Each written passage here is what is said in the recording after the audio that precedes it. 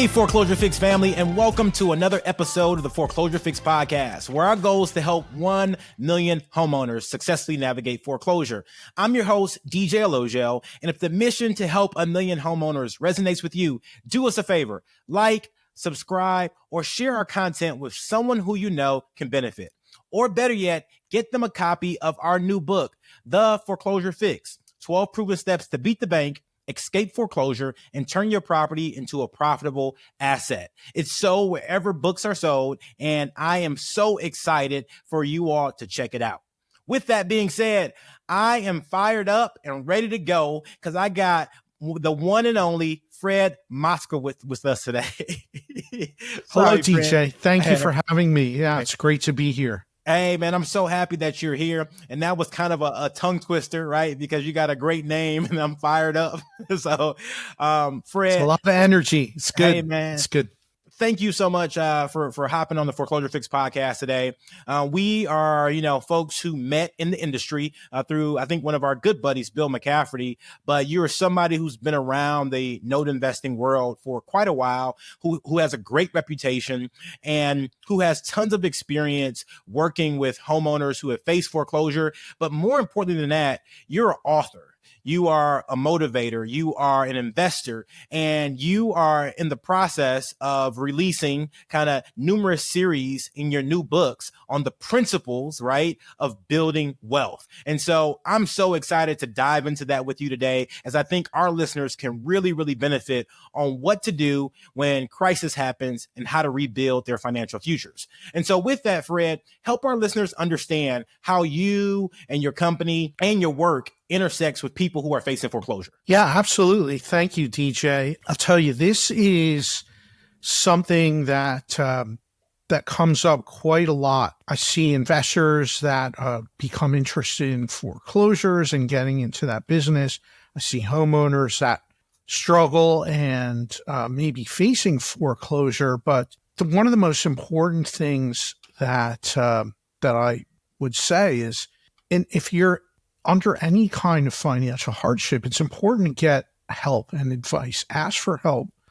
Sometimes people might have a tendency to ignore things, hoping it goes away, hoping it's better, getting in debt that's unmanageable, whether it's credit card debt or home ownership costs.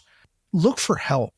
There's so much resources and help out there, and it's available to anyone. You just have to ask. You just have to seek it out.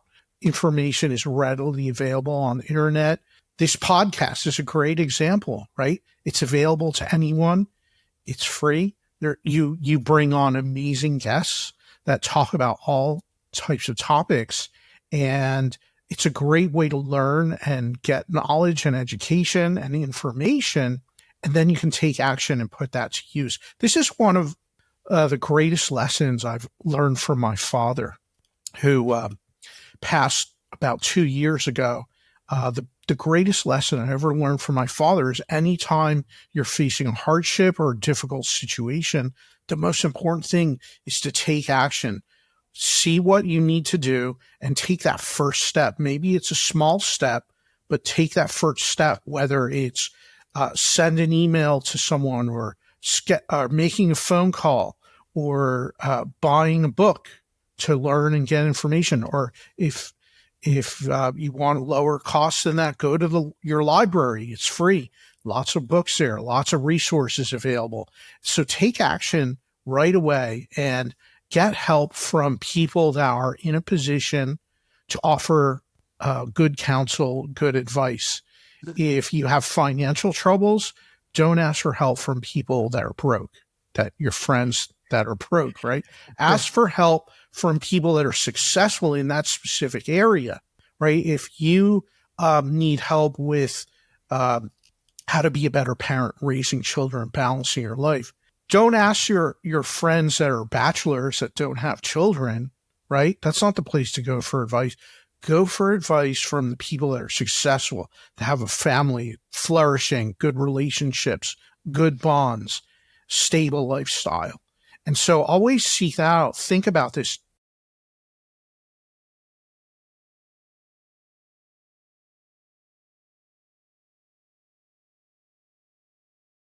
Fred, I want to stop you, man, because you're dropping some nuggets, right? You're dropping bombs, and I don't think we're having enough time to kind of pick everything up that you're dropping, right? So the first thing I heard, and I want to replay this for my listeners, is that take action, right? That means that if you are facing foreclosure or you're in any type of situation, taking that first next step, whether it's an email or a phone call or whatever else. And I resonate with that so much because I know there's been times when my inbox for my email has been out of control. And in those scenarios, one simple email like a yes or a no would have kept the project moving along, but everybody's waiting on you. Everybody's stalled. And that's the same thing that happens with foreclosure. The lender wants to work it out. You know, the servicer wants to work it out. Maybe your attorney, if you're in bankruptcy, or they want to work it out, but you are the holdup. And so taking that one next step, making that one call, and communication is so key. So that's the first thing you said. The next thing you said is ask the expert. You said, if you are broke, do not go ask your broke friends about what to do to get wealth. You have to go somewhere different. And I think that's so important because oftentimes we look in our group of peers and who may be like us, who may think like us, who may look like us, and we go to them looking for answers that are different than what we already think. But in order to get different answers, you have to often do different things and ask different people who've had success in the area you're looking to get success. And I think that if you walk away with nothing else after listening to this podcast, is that you really have to understand that sometimes you have to go a different route than you were thinking you had to go in order to get the results that you want. And so, Fred, have you ever heard the saying, if you do what you've always done, you'll get what you've always gotten? Absolutely, man. Yeah. A great saying. And it's the truth. Yeah, it is. It is. And I just wanted to highlight something you just said about how we go to our immediate associates and friends to seek counsel, to ask for advice, right? And that really brings to mind this is one of my favorite quotes by the great Jim Rohn. And he taught us this, that we become the average of the 5 people we spend the most time with. And so always take a look at that. Who's in your immediate circle, your circle of influence, because that's what's influencing you the most. And if you're surrounding yourself with people that are not playing life at a higher level than you are, then that's ultimately where you're going to go. That's the place you'll be. And if you want to change where you are in life, then think about changing some of those relationships, maybe adding some new ones, finding people that are successful and spending time with them, because that statement is so true. We become the average of the 5 people we spend the most time with. Great insights from Jim Rohn, one of my favorite thought leaders. Yeah. Let's dive into that and help those listeners who find themselves in that situation where they are on the brink of financial disaster. They're potentially about to lose their home, and that weight, that stress is just all over them, and they are frustrated. Yeah. It's very hard to be in that situation and to say, okay, I want to change my social group to get to another level. But sometimes it takes those kind of crazy and desperate times call for desperate measures, right? And so ultimately, in those scenarios, what have you seen people do when they're in bad situations to change or to pivot, to go in a direction that helps them start to rebuild their financial future and to build wealth? One of the great things that I've seen is that there is no shortage of help out there for people, resources, local community agencies. There's so many of them. Find some of these local resources that offer free credit counseling. They offer mortgage foreclosure assistance and programs and guidance. They help you if you need to negotiate with your creditors. They will help you with that. And for people that seek help, that are sincere and really want to make a change and get themselves into a better place, there is no shortage of options out there available to you. Something that I know is really making an impact across the nation is the different programs that the government has put out through HUD, right, to assist homeowners. The hardest hits funds programs in every state got money allocated and resources to help homeowners that are in trouble. There is, every state has a homeowners assistance fund. If you Google that, HAF, and the name of your state, it's going to show the programs and the offices and the agencies that are, serve as the conduits to offer those services and resources to individuals. And so find the groups and organizations, get in touch with them, set an appointment, and go talk to them, because there's even money available to homeowners that qualify. You have to go through a process and qualify. But hey, if you're behind a couple of payments on your mortgage and you qualify for one of these programs, it can be a great way to get back on track again and then set yourself up for success. And beyond that, there's the ongoing support, the credit counseling, financial counseling, which education and knowledge is power. And so once you have that and you learn and then put it into action, like I said before, now you're on a different trajectory, on a trajectory to financial success. And you can do a complete 180 shift from where you were in the past, now heading off in a new direction. It changes your mindset. It makes an impact on your life and on the life of your family as well. So, Fred, how long do you think that process takes, right, for someone to start to really make forward progress to rebuild their finances? How long does it take? 1 day. It takes 1 day to get started, right? Every marathon is a journey. It starts with one step, taking that first step, making that phone call, do a little research on the internet, do the phone call, fill out the online application forms, and get started, get yourself set up, and then start working the process. You'll have support, guidance, and it doesn't take long. Like I said, you can change the trajectory in 1 day. Fred, I'm happy you said 1 day, right? Because I thought you were going to say, 1 year, 6 months. And I resonate with that because, your analogy of like a marathon, because I'm actually starting my training process to do my first like mini triathlon. And so it is a situation where I hate cardio. Like it's, I'd rather lift some weights any day, and I hate cardio. But just even kind of this week, I've seen me be able to progress from, a 12-minute mile down to like an 11-minute mile. And that's not saying much, right? Because, you've got some people out there running them at 5 minutes.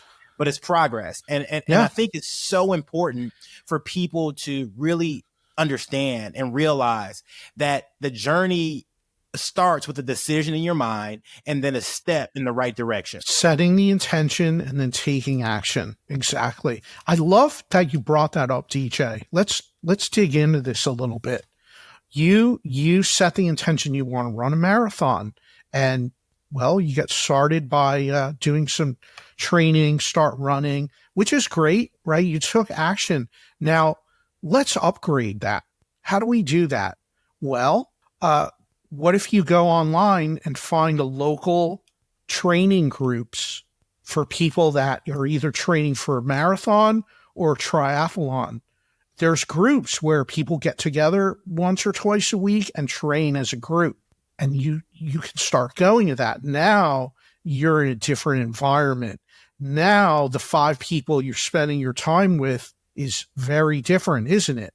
Right? Absolutely. You're around growth-minded people that have a common goal and they're working at it.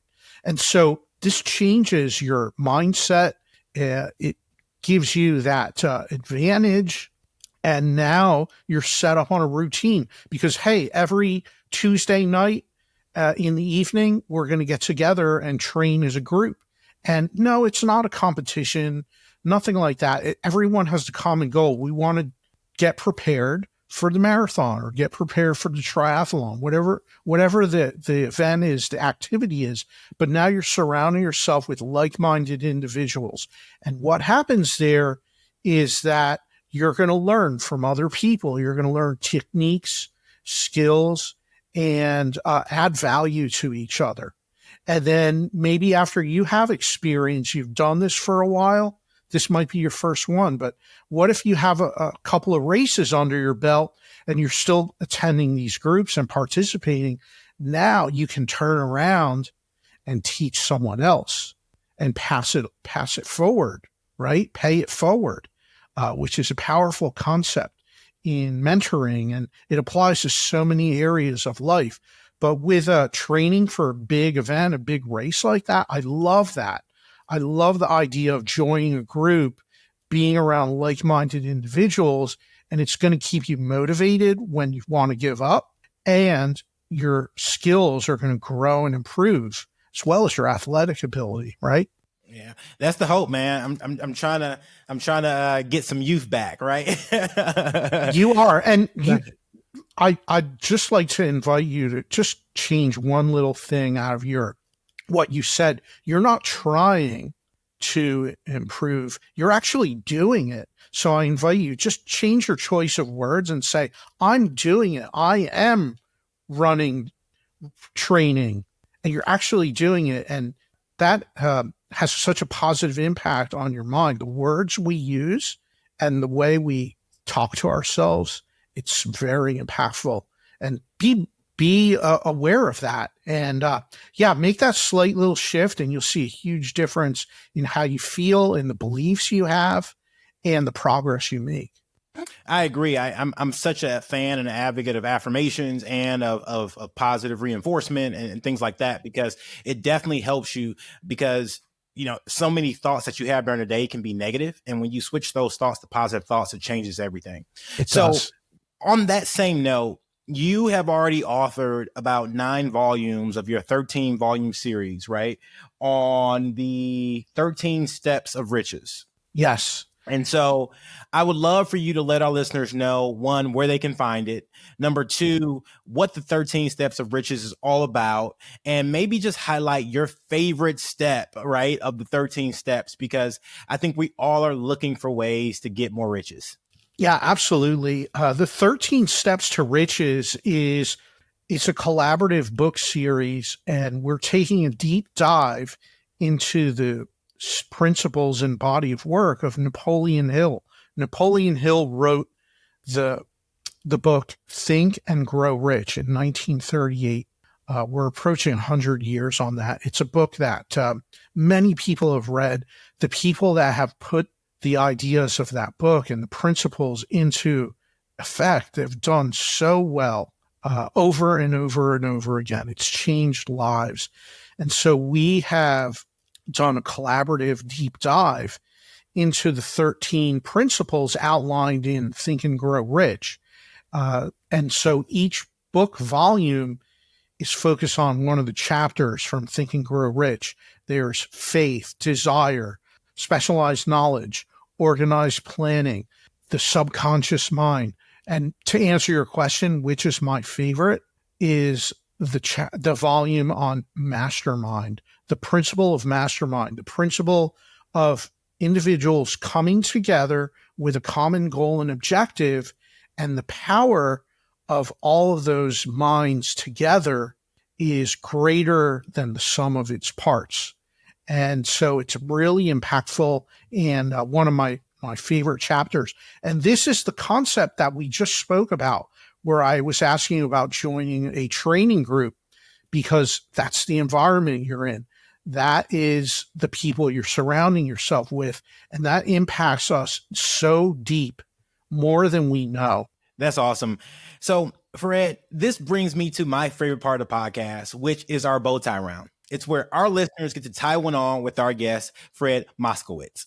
Fred, the B in bow tie round stands for your best advice for someone facing foreclosure.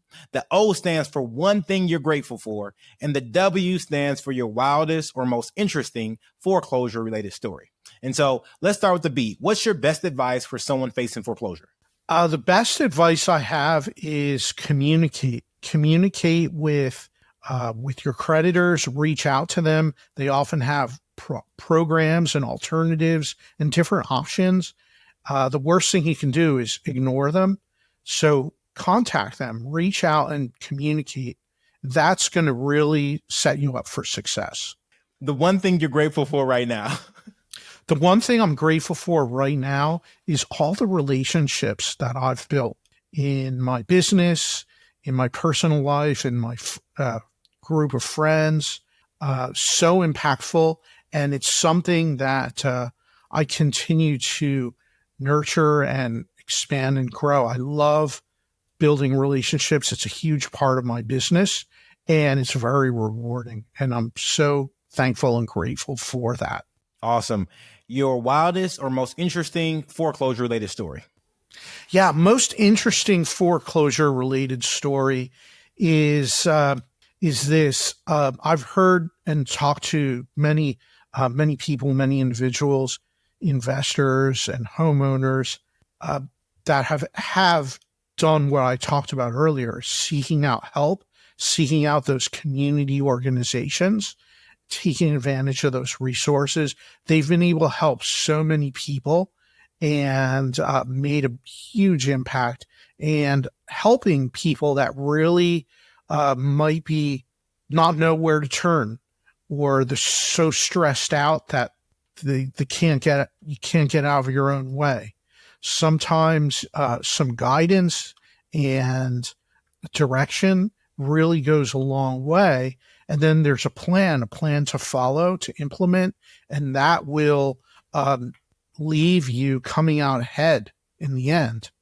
And so the best thing to do is seek out help, seek out assistance. There's so many resources out there. Take advantage of them. Awesome. Well, Fred, can you do me a favor and let our listeners know how to get in contact with you, how to follow your journey, how to get copies of one of the volumes or all the volumes of your book? Yeah, thank you. Really appreciate that, DJ. The best way to learn about the book is to visit. You can find them on Amazon. They're available on Amazon, Barnes and Noble. It's called The 13 Steps to Riches. You can go to the13stepstoriches.com. It'll take you right there. You can look it up on Amazon or Barnes and Noble, either under the title or under my name. And it's such a great collection of stories and experiences that we share. And it's been a really impactful effort for me as an author, doing a deep dive into this body of work left to us by Napoleon Hill. So wonderful.